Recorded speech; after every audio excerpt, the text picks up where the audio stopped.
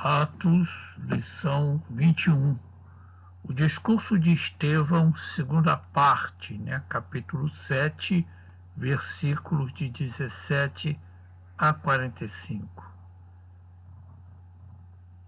A terceira parte do discurso de Estevão, as duas anteriores, foram apresentadas na lição passada. A terceira parte do discurso de Estevão fala de Moisés como um instrumento da promessa de Deus a Abraão, a qual promessa parecia ter caído no esquecimento. Em verdade, é o trecho mais longo da defesa de Estevão, ou do discurso de Estevão diante do Sinédrio.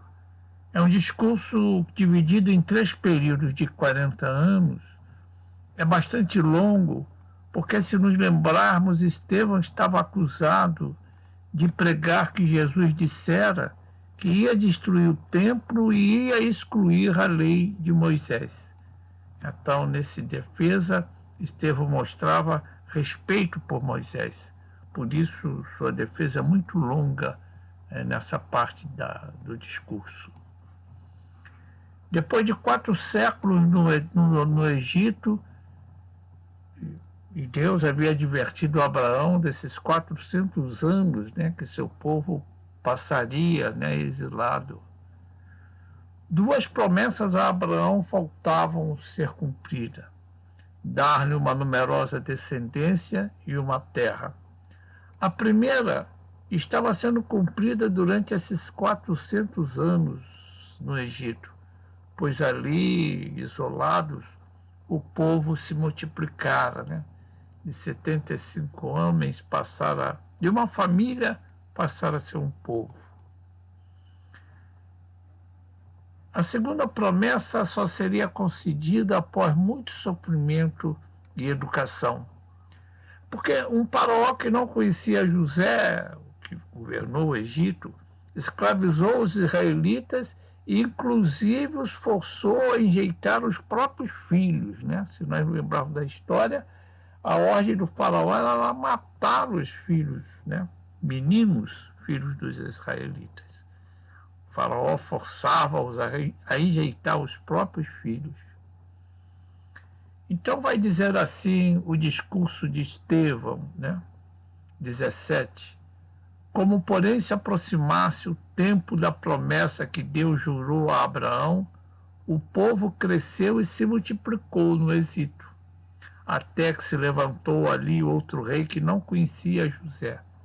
Este outro rei tratou com astúcia a nossa raça e torturou os nossos pais, a ponto de forçá-los a enjeitar seus filhos, para que não sobrevivessem. Por esse tempo nasceu Moisés, que era formoso aos olhos de Deus, e por 3 meses foi ele mantido na casa de seu pai. Quando foi exposto, a filha de Faraó o recolheu e criou como seu próprio filho. E Moisés foi educado em toda a ciência dos egípcios e era poderoso em palavras e obras. Estevão aí descreve a origem de Moisés e como ele foi parar. Porque Moisés era o libertador escolhido por Deus. Ele foi escolhido por Deus. Todas essas coisas narradas, tudo é a mãozinha de Deus, a mão de Deus providenciando. Nos primeiros meses de sua vida, ele foi alimentado por sua própria mãe, Joquebede. Mas depois ele foi educado no palácio egípcio como filho adotivo da filha do faraó. E foi educado em toda a ciência dos egípcios e tornou-se poderoso em palavras e obras. Então, continua Estevão no seu discurso. Quando completou 40 anos, veio-lhe a ideia de visitar seus irmãos. Quer dizer, ele foi criado, aqui começa o segundo período de 40 anos. Quando completou 40 anos, o primeiro período lá. Vendo o homem tratado injustamente, tomou-lhe a defesa e vingou o oprimido matando o egípcio.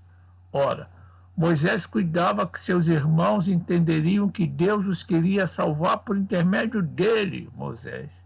Eles, os israelitas, porém, não compreenderam.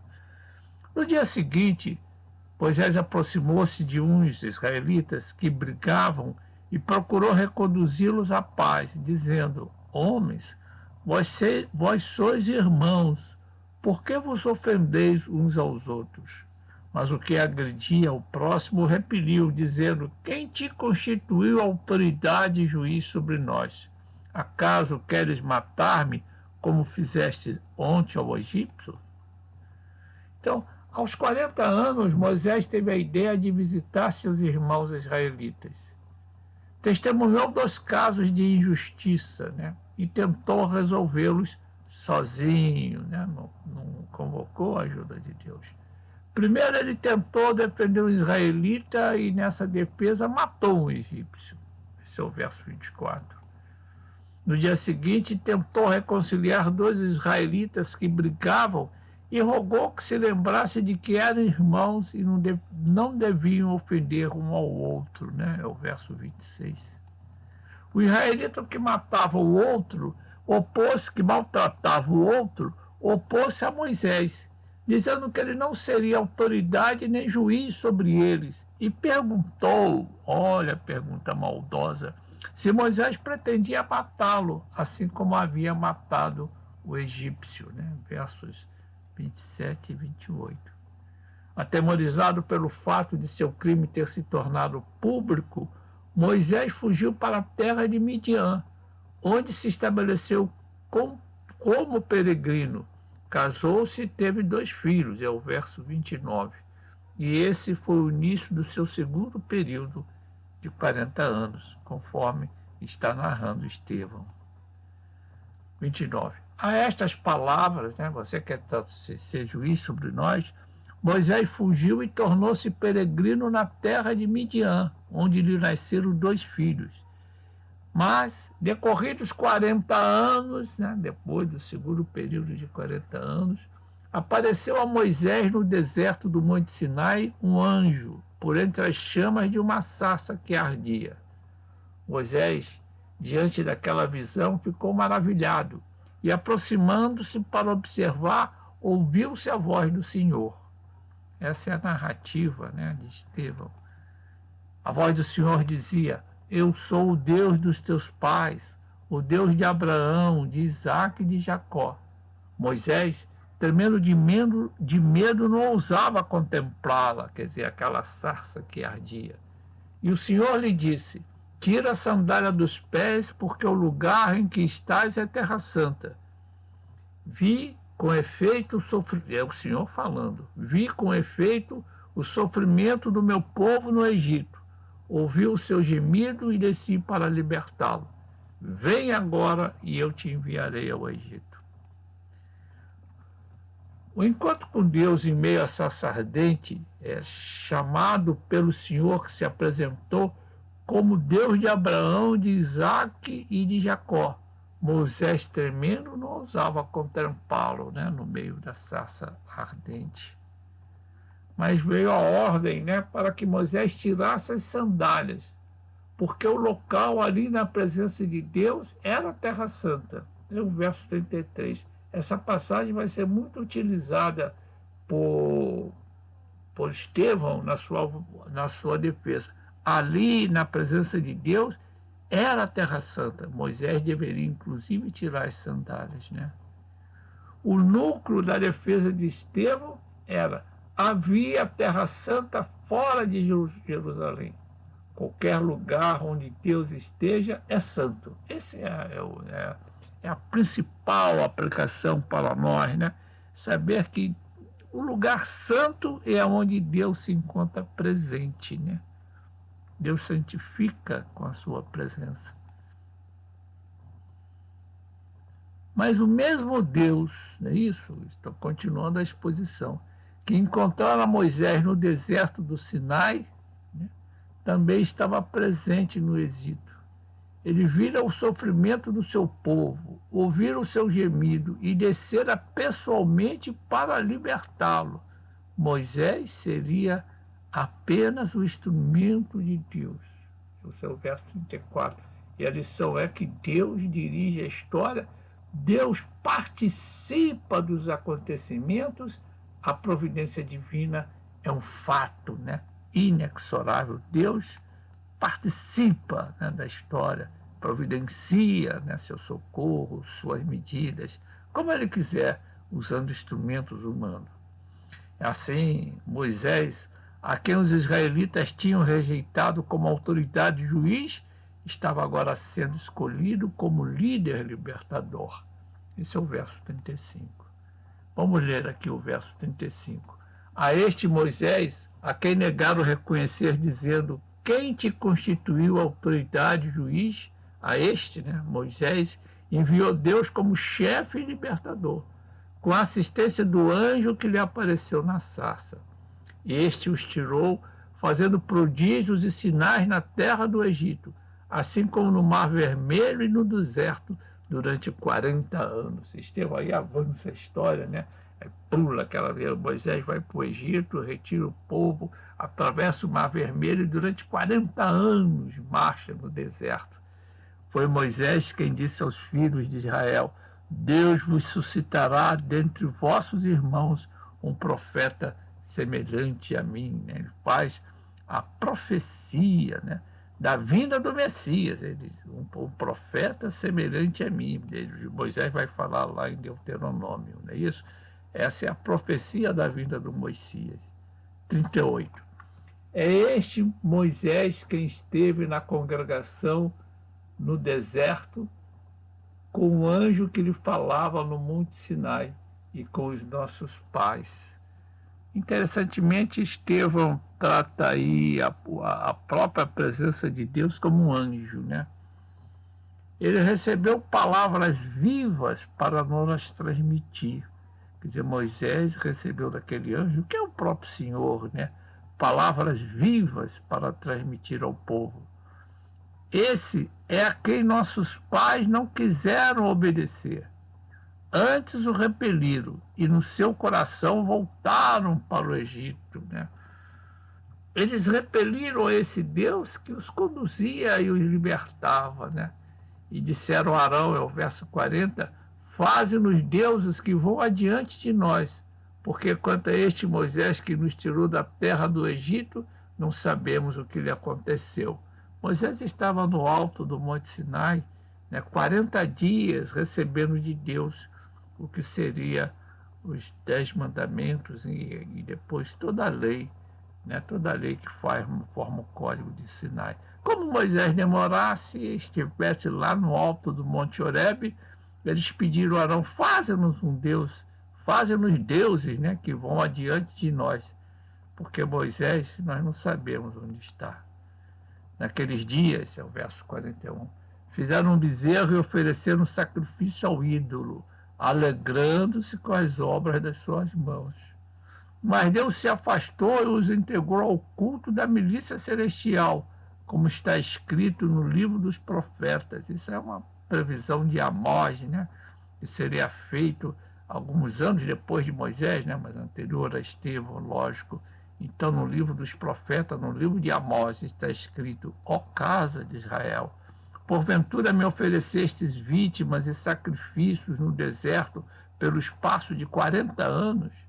E acaso não levantaste o tabernáculo de Moloque e a estrela do deus Renfã, figuras que fizeste para adorar? Por isso eu vos desterrei para além da Babilônia. Tá vendo? Então o povo, mesmo passando 40 anos no deserto, vendo tudo o que acontecera, ele continuava sendo idólatra, né? A idolatria é uma das piores questões, não é, gente? Uma das piores questões, pois essa idolatria, às vezes, ainda permanece entre nós, entre o nosso povo, né? Na forma de superstições de toda ordem, né?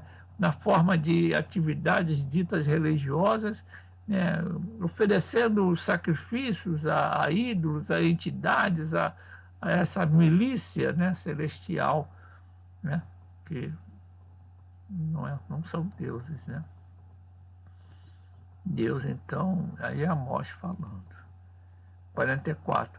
O tabernáculo do testemunho estava entre os nossos pais no deserto, como determinar aquele que disse a Moisés que o fizesse segundo o modelo que tinha visto.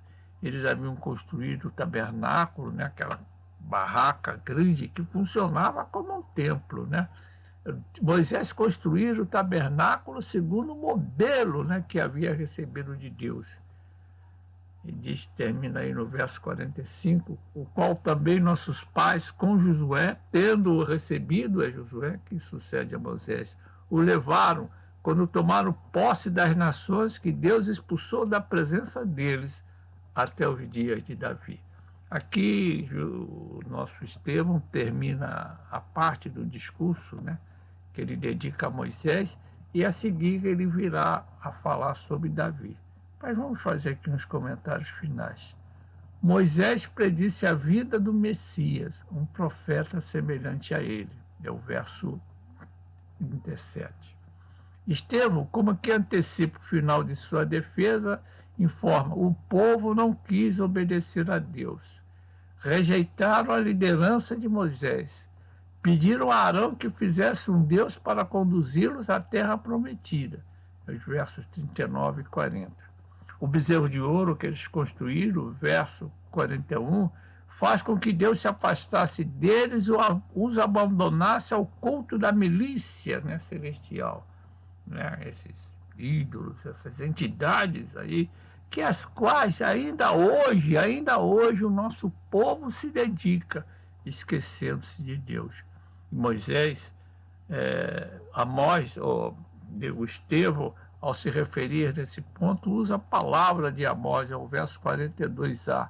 Ó casa de Israel, porventura me oferecesse vítimas e sacrifícios no deserto pelo espaço de 40 anos, e acaso não levantaste o tabernáculo de Moloque e a estrela do deus Refã, figuras que fizeste para adorar? Por isso vos desterrei para além da Babilônia. Veja que essa gente, né, como nós aqui, o nosso povo ainda continua com a sua idolatria. Isso são palavras de Amós.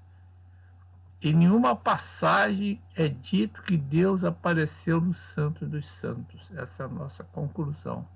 Deus está presente em todos os lugares e a Terra Santa está em qualquer lugar que Deus possa estar.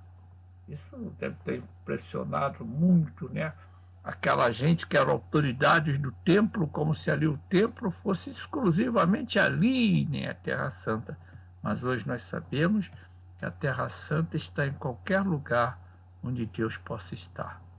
Enquanto é só, graça e paz, o discurso de Estevão continua agora para falar sobre Davi. Graça e paz.